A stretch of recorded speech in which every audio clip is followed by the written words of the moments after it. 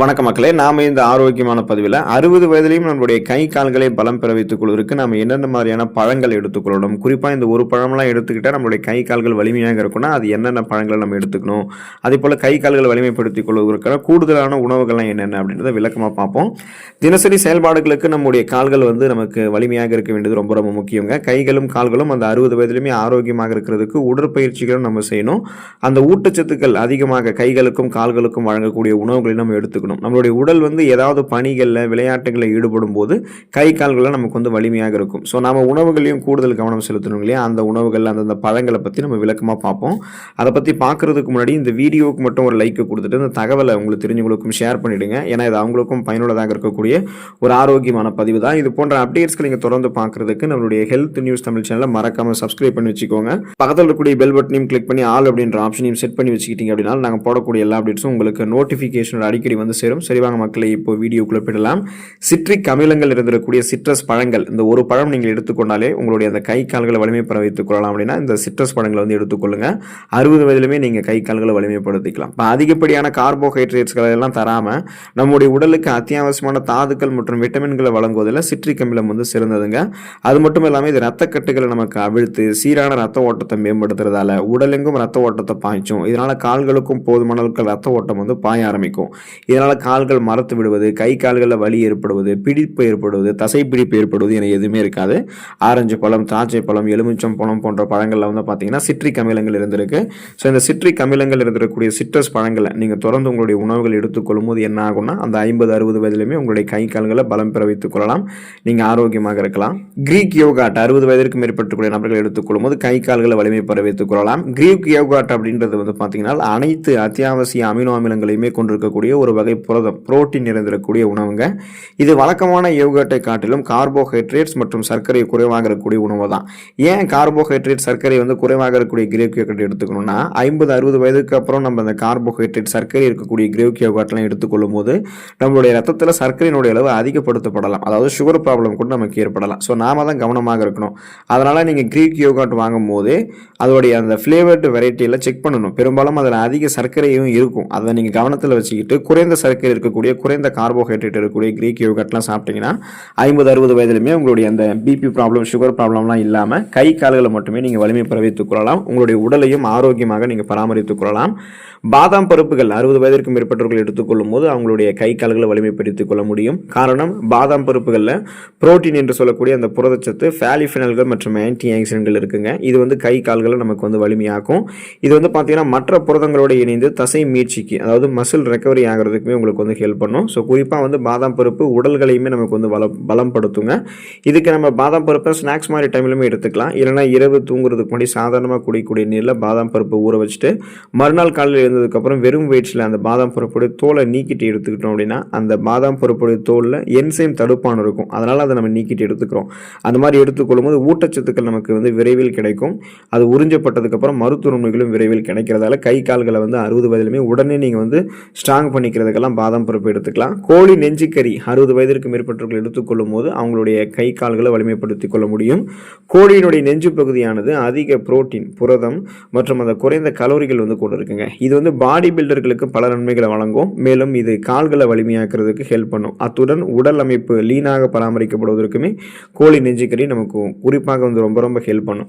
So இதனால தான் பார்த்தீங்கன்னா நம்ம என்ன பண்ணணும்னா இப்போ நான்வெஜ் ஃபுட்ஸ் எல்லாம் வயதானவர்கள் எடுத்துக்கொள்ளக்கூடாதுன்னு சொல்லுவாங்க. அப்படி கிடையாது. நம்ம அளவாக எடுத்துட்டோம்னா செரிமான மண்டலத்தை எல்லாம் பாதிக்காமல் நமக்கு வேண்டிய புரதச்சத்தை நான்வெஜ் ஃபுட்ஸ் கொடுக்கும். அதனால 60 வயதிற்கு மேற்பட்டவர்கள் கோழி நெஞ்சுக்கறி எடுத்துக்கொள்ளும் போது கை கால்கள் வலிமை பெறும், உடலும் வலிமை பெறும். டோஃபு 60 வயதிற்கு மேற்பட்டவர்கள் எடுத்துக்கொள்ளும் போது அவங்களுடைய அந்த கை கால்களை வலிமை பெற வைத்துக் கொள்ளலாம். இது சோயா சார்ந்த ஒரு புரதம் மூலம்ங்க. மேலும் இது ஒரு தாவர அடிப்படையிலான டயட் உணவாகும். நீங்கள் எடுத்துக்கொள்ளக்கூடிய பல உணவுகளில் இறைச்சி மற்றும் கோழிக்கு பதிலாக ஒரு வெஜ் ஃபுட்ஸ் எல்லாம் நீங்கள் எடுத்துக்கணும் அப்படின்னா சிறந்த ஆரோக்கிய நன்மைகளை அள்ளித்தரக்கூடிய டோஃபு அடிக்கடி நீங்கள் பயன்படுத்தலாம். எல்லாவற்றுக்கும் மேலாக டோஃபு உங்களுடைய கால்களை வலிமையாக வைத்திருக்கிறதுக்கு ஹெல்ப் பண்ணும். ஸோ தொடர்ந்து நீங்கள் எடுத்துக்கொள்ளலாம். குயினோவா நீங்கள் எடுத்துக்கொள்ளும் போது 60 வயதிலுமே உங்களுடைய கை கால்கள் வலிமையாக இருக்கும். குயினோவா அப்படின்றது ஒரு முழுமையான தாவர அடிப்படையிலான புரோட்டீன்க.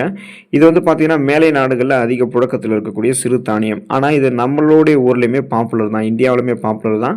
ஸோ இதை நம்ம எடுத்துக்கிட்டோம் அப்படின்னா அத்தியாவசிய அமினோ அமிலங்கள் நமக்கு கிடைக்கும். இது கால்களை வலிமையாக்குறதுக்கு தேவையான மற்றும் தசை மீட்புக்கு தேவையான புரோட்டீன் மற்றும் எனர்ஜியை நமக்கு வழங்குங்க.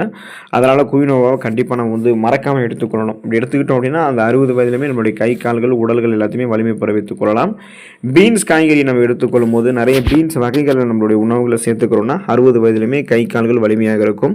தாவர அடிப்படையிலான புரதம் மூலமாக பீன்ஸ் இருக்குங்க. பீன்ஸில் ஃபைபர் என்று சொல்லக்கூடிய நார்சத்து மற்றும் மெக்னீசியம் அதிகமாக இருக்குது.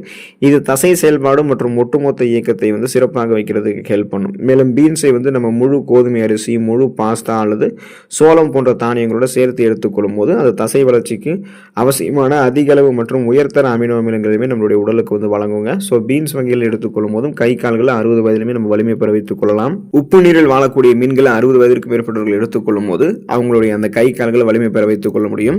இரத்த நாளங்களில் இருக்கக்கூடிய இரத்தக்கட்டுகள் மற்றும் சீரான இரத்தத்தை பராமரிக்கிறதுக்கு ஒமேகா 3 கொழுப்பு அமிலங்கள் மிகவும் அவசியங்க. இதனால நம்மளுடைய ரத்த ஓட்டம் நமக்கு வந்து சீராக இருக்கும். இப்போ வஞ்சரம் மீன், காளாங்கெழுத்து மீன், சூறை மீன், நன்னீர் மீன் போன்ற மீன்கள்ல அதிக அளவு ஒமேகா 3 கொழுப்பு அமிலங்கள் காணப்படுது. அதனால உப்பு நீரில் வாழக்கூடிய மீன்களை வந்து 60 வயதிற்கு மேற்பட்டவர்கள் எடுத்துக்கொள்ளும் போது கை கால்கள் வலிமை பெற வைத்துக் கொள்ளலாம். ஏன்னா அது உங்களுடைய உடல் முழுவதுமாகவே ரத்த ஓட்டத்தை பாய்ச்சும். பிபி ப்ராப்ளம்லாம் எதுவும் ஏற்படாமல் நம்மளுடைய கால் நரம்புகள் கைகள் வந்து மரத்து போகாமல் பாதுகாத்துக்கும். அதனாலேயே நம்ம வலிமையாக நம்மளுடைய கால்களையும் கைகளையும் வைத்துக் கொள்ள முடியும். விதைகள் மற்றும் நட்ஸ் வகைகள் 60 வயதிற்கு மேற்பட்டவர்கள் எடுத்துக்கொள்ளும் போது அவங்களுடைய கை கால்களை வலிமை பெற வைத்துக் கொள்ள முடியும். நமது இதய ஆரோக்கியத்தை பராமரிக்கிறதுக்கு நட்ஸ் வகைகள் மிகவும் முக்கிய பங்கு வகிக்குதுங்க. அதில் வந்து மெக்னீசியம், பொட்டாசியம், ஆர்கனின் மற்றும் கால்சியம் போன்ற சத்துக்கள்லாம் ஏராளமான அளவில் இருக்கு. ஆர்கனின் சத்தானது நைட்ரிக் அமிலத்தை உருவாக்குவதன் மூலமாக ரத்த நாளங்களை விரிவடைய செஞ்சு ரத்த ஓட்டத்தை வந்து எந்த விதமான தடையும் இல்லாமல் சீராக நடைபெறுவதற்கு நமக்கு ஹெல்ப் பண்ண வைக்குது.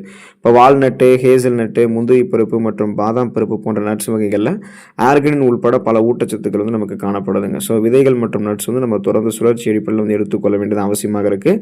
அதிகமாகலாம் தேவையில்ல. தினமும் ஒரு கைப்பிடி அளவு அந்த ஆளி விதைகள், பூசணி விதைகள் இது மாதிரி எடுத்துக்கிறது, வால்நட்ஸு, அக்ரூட் பருப்பு இந்த மாதிரி நிறைய நீங்கள் எடுத்துக்கிறது, பாதாம் பருப்பு, பிஸ்தா பருப்பு எடுத்துக்கிறது எல்லாமே உங்களுடைய அந்த உடல் நலத்தை மேம்படுத்துறதை தாண்டி கை கால்களையுமே 60 வயதிலுமே உங்களுக்கு வந்து வலிமைப்படுத்தும். வெங்காயம் மற்றும் பூண்டு 60 வயதிற்கு மேற்பட்டவர்கள் எடுத்துக்கொள்ளும் போது அவங்களுக்கு பிபி ப்ராப்ளம்லாம் இல்லாமல் நரம்புகள் வழியாக ரத்த ஓட்டத்தை பாய்ச்சும் போது கை கால்களுக்கும் ரத்த ஓட்டம் போகிறதால அவங்களுடைய அந்த கை கால்கள் வந்து 60 வயதிலுமே வலிமையாக இருக்கும்.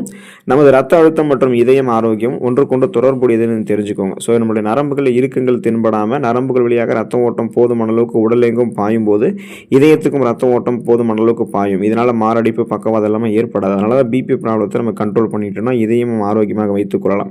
இப்போ இது ரெண்டுமே பராமரிக்கிறதுக்கு பூண்டு உங்களுக்கு ஹெல்ப் பண்ணும். பூண்டில் காணப்படக்கூடிய சல்ஃபர் நமது ரத்தத்தை குறைத்து ரத்த நாளங்களை ரிலாக்ஸ் அடைய செய்வதன் மூலமாக சீரான ரத்த ஓட்டத்தை நம்ம கொடுக்குது. மேலும் வெங்காயத்தில் காணப்படக்கூடிய ஆன்டி ஆக்சிடென்ட்கள் மற்றும் ஃப்ளவனாய்டுகள் நேரடியாக நம்முடைய ரத்த ஓட்டத்திற்கு உதவிகரமாக இருக்குங்க. ஸோ இந்த உணவுகளை நீங்கள் தொடர்ந்து சுழற்சி அடிப்படையில் எடுத்துக்கொள்ளும் போது அந்த 50-60 வயதிலுமே உங்களுடைய கை கால்கள் மரத்து போவது போன்ற பிரச்சனைலாம் இருக்காது. அந்த ரத்த ஓட்டம் தடைபடும் பொழுது நமக்கு வந்து கை கால்களில் வலி ஏற்படும், தசைப்பிடிப்பு ஏற்படும், மரத்து போதல் பிரச்சனை ஏற்படும், நிறைய செரிமான கோளாறுகள், கை கால்கள்லாம் குளிர்ந்து போதல் இந்த மாதிரியான அறிகுறிகள்லாம் இருக்கும். ஸோ அதெல்லாம் நம்ம க்யூர் பண்ணுறதுக்காக தான் இந்த உணவுகள் எடுத்துக்கிட்டோம்னா போதுமான அளவுக்கு நம்ம சுறுசுறுப்பு அடைஞ்சலாம், நமக்கு எந்த விதமான பிரச்சனையும் இருக்காது.